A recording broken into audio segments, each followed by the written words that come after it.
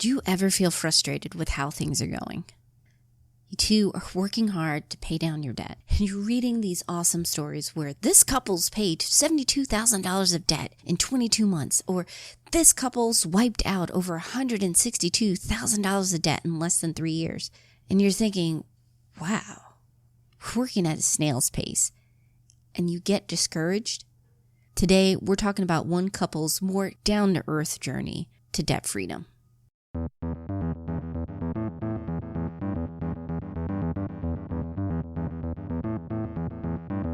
Welcome to the Couple Money Podcast, the show where we share stories and advice on building up your marriage and wealth together. I'm Elle Martinez. Support for this podcast comes from Jumpstart Your Marriage and Your Money Masterclass. This course is designed to help you two get on the same page with money, dump your debt faster, and get you on the path to financial freedom. Sign up for the class today and get lifetime access. Just head over to couplemoney.com/jumpstart. Okay, before we start off, I have to confess, I do enjoy reading some of those stories I mentioned at the top of the show. There's something just fun and encouraging reading about how people were able to slay their debt. And it is amazing that some of them can do it so quickly. But that's not everyone's story. We're all coming from different starting points. And sometimes, as we're working to knock down that debt, we hit roadblocks and speed bumps. And guess what? They slow us down. And in some cases, we quit for a bit. If you've ever been there, then this episode's for you. Steve and his wife have paid off their debts, and they've managed things so Steve can work from home with the kids. But it wasn't a smooth ride. There were plenty of mistakes, but they're working together and they are happy. Today, Steve shares his family's journey. In this episode, we discuss how Financial Peace University transformed their finances, Steve's big mistake with investing and how he fixed it, and the realities of making that transition to becoming a stay-at-home dad. One thing I love about Steve and how he writes on his site, My Family on a Budget, is how open and honest he is. He doesn't shy away from sharing either the process or the conversations they've had. For example, when talking about signing up for Financial Peace University, he's pretty upfront with his initial thoughts and motivations. So it's actually kind of funny because, here I was sitting there thinking that I know everything about money and I got it all wired. So at the back of our church one Sunday, somebody was starting a class, one of the other coordinators in our church. And I'm like, well, let's go check it out. And I can see how I can fix my wife, because I wanted to get these principles into her. And I was like, well, maybe if she takes the course with me, then she'll be more on board with it and want to participate more. Needless to say, we get into the class, right? And start going through the class. And of course, I'm the one that gets transformed, which was awesome because it put us on our track that we're on today. Mm-hmm. And just by going through and learning the baby steps and learning how to set up a monthly budget, and I guess I was doing a budget before Financial Peace University, but I wasn't doing a zero-based budget. And when I started doing zero-based budgeting and actually, putting every dollar, giving it something to do, that made a big difference in our budgeting and in our progress and everything. If you've been keeping up with Marriage and Money Tips show on YouTube, you've seen I did a review for Dave Ramsey, The Total Money Makeover. That book was incredibly helpful for me to actually go from I want to get out of debt to we're doing it. And while there is a solid foundation there on the actions to take, both Steve and I have found that the focus on the steps has made all the difference.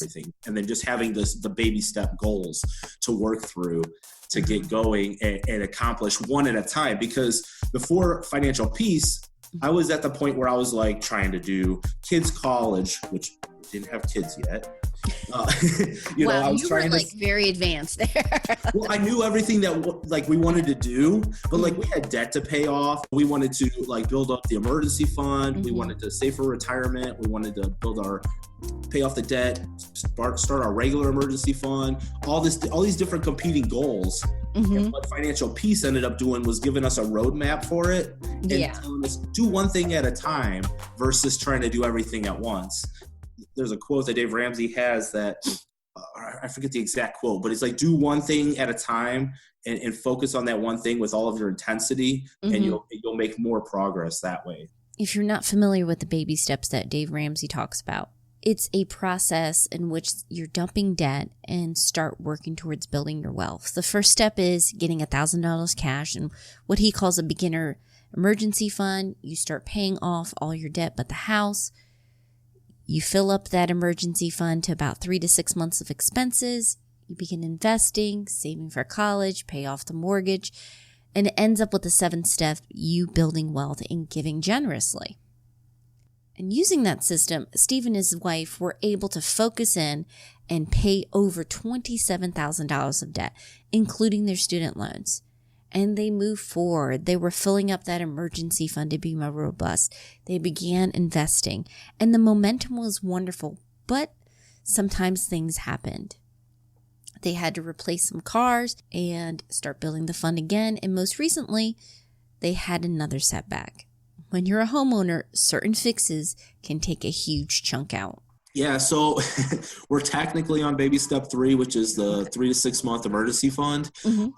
Only because last year we had to fund a roof replacement.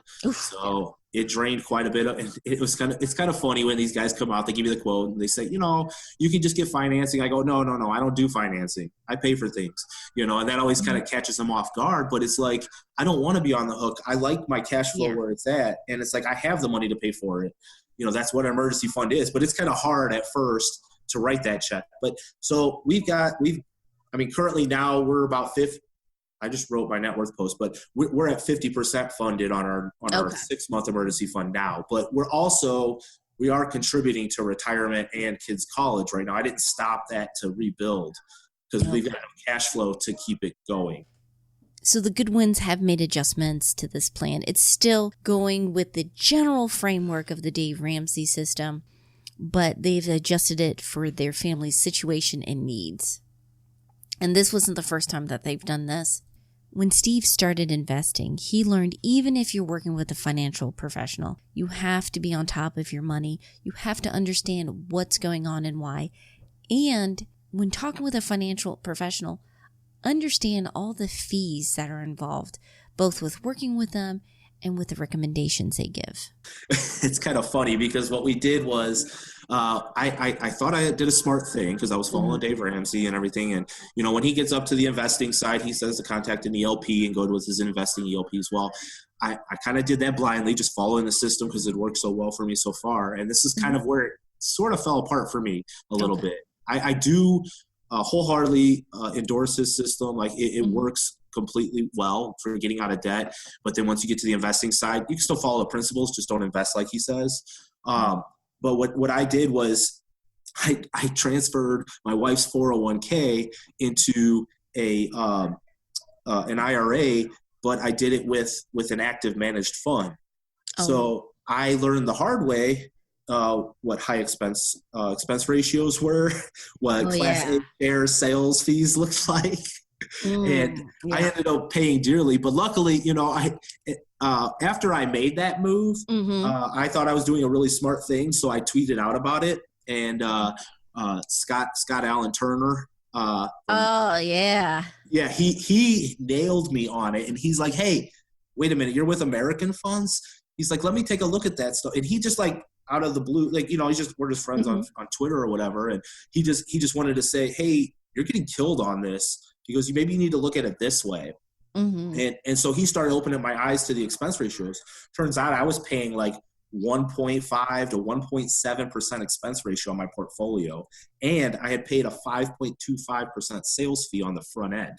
So it's like, oh no. And then, but he got me turned around and he got me into like talking to me about Vanguard. And at first I'm like, I just made this move. Now I'm going to turn around and make it again, because it's like the medallion signatures and everything. So you have a little bit of running around, but it's worth it in the long run. And so then I was able to move it over to Vanguard after that. And then I actually ended, at first I just transferred it in kind, so that it stayed the same mutual funds and everything. Yeah. But then as I learned more, I was on, I forget where it was. It was, I think it was on Boggleheads. They talk about the lazy fund portfolio. Oh yeah. Yeah. And I kind of adopted that strategy. It was from, I think it was Physician on Fire. He had posted a nice write-up about it. But and I read that and I was like, this is exactly what I'm looking for. And it's simple. It's not quite set and forget, like you say, and it's just like but it's hands off for the most part.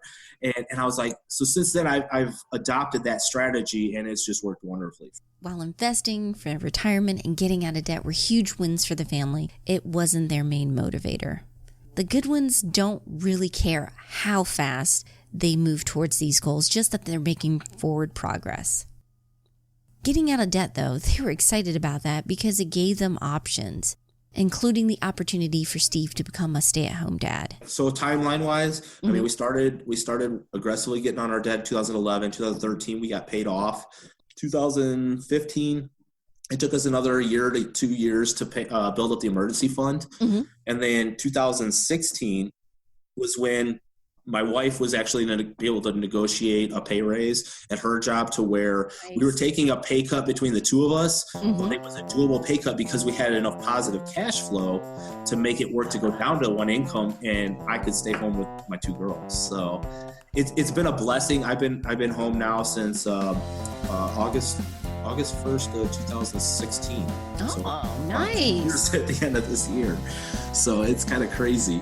And it was scary to make the leap at first, because it was going to be a little bit of a tighter budget. So we really had to mind our P's and Q's a little bit. But since, she's gotten another raise and we've kind of had a little bit more cushion. But a big factor was the daycare. I mean, not having to pay for daycare, that was a huge portion of our monthly take home.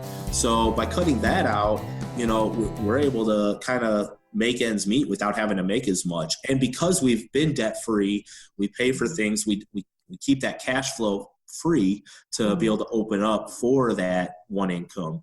And it's been a tremendous blessing. We can see tons of positive results from it. I mean, I get better bonding time with my girls. I can pick them up, drop them off at school, and just get that special time to influence them, because we were to a point where it was like the girls were in daycare more than they were with us, and that's just hard for us. It was hard on us, and I'm sure it tugs at a lot of people, and you got to do it when you got to do it, but it just wasn't worth all the stuff to us, so that's what kind of allowed us to stay free. I mean, we don't drive brand new cars, we don't live extravagantly or anything like that, but we have what matters, and it's just a matter of our priorities.